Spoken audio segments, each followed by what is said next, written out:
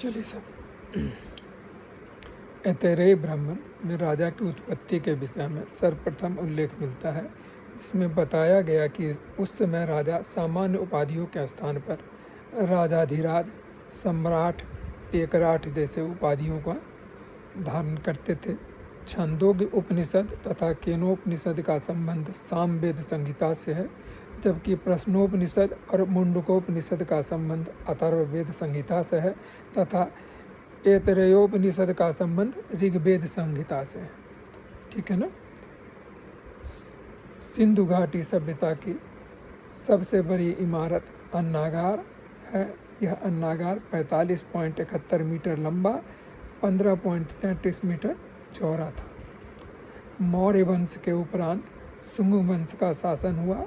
अंतिम मौर्य शासक बृहद्रथ की हत्या कर उसके सेनापति पुष्यमित्र शुंग ने शुंग वंश की स्थापना की।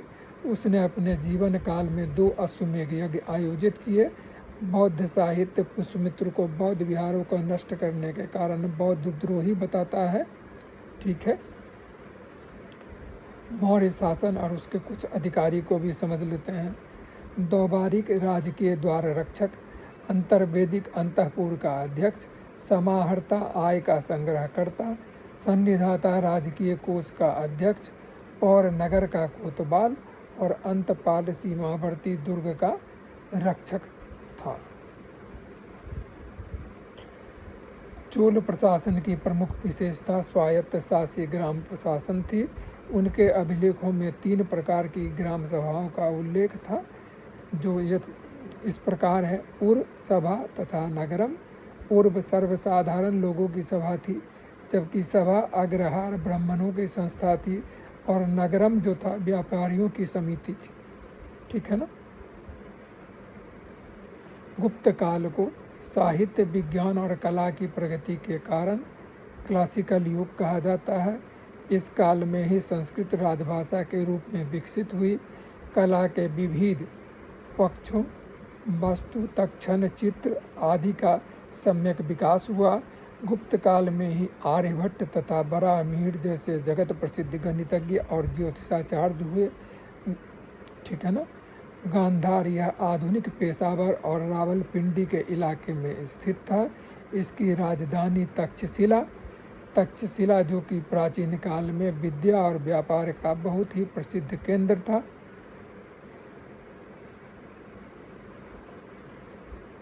आप सब जानते हैं कि सम्राट अशोक के कुल 14 बृहद शिलालेख प्राप्त हुए हैं, जो अलग अलग 8 जगहों पर मिलते हैं। उसको भी हम लोग समझ लेते हैं। शिलालेख का नाम और स्थान इस हिसाब से हम बताएंगे। आप लोग नोट करना चाहें नोट कर सकते हैं। गिरनार का शिलालेख ये गुजरात में स्थित है। धौली शिलालेख ये पूरी उड़ीसा में स्थित है। जौगढ़ शिलालेख ये उड़ीसा में स्थित है। एर्रीगुड्डी शिलालेख आंध्र प्रदेश में है। शाहबाजगढ़ी शिलालेख पाकिस्तान में है।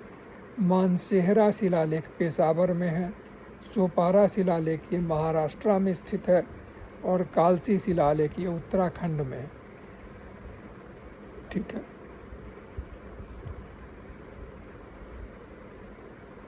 जोनराज 15वीं सदी की एक कश्मीरी इतिहासकार और संस्कृत कवि थे। कौन थे? जोनराज। कब हुए? 15वीं सदी में। उन्होंने द्वितीय राजतरंगिनी नामक ग्रंथ लिखी, जिसमें उन्होंने कलहन की राजतरंगिनी का सन 1149 ईस्वी तक का वृत्तांत जारी रखते हुए अपने समकालीन सुल्तान जैनुलाब्दीन तक का वर्णन लिखा है। लेकिन जूनराज उनके शासनकाल का पूरा वृत्तांत नहीं लिख सके, अतः उनके शिष्य श्रीवर ने इससे आगे का लिखा।